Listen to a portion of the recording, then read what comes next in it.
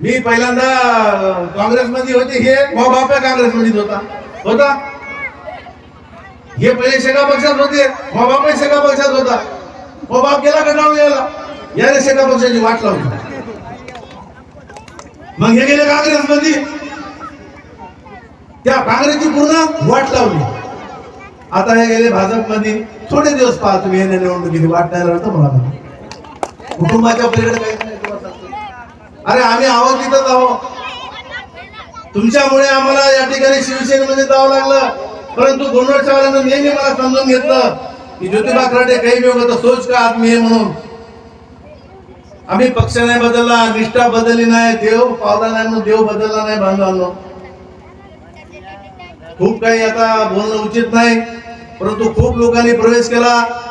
अनेक जण इथं हजर राहून भाषण ऐकाले, अनेक जण घरातून ऐकाले, अनेक जण मोबाईल मध्ये शो करून द्याले.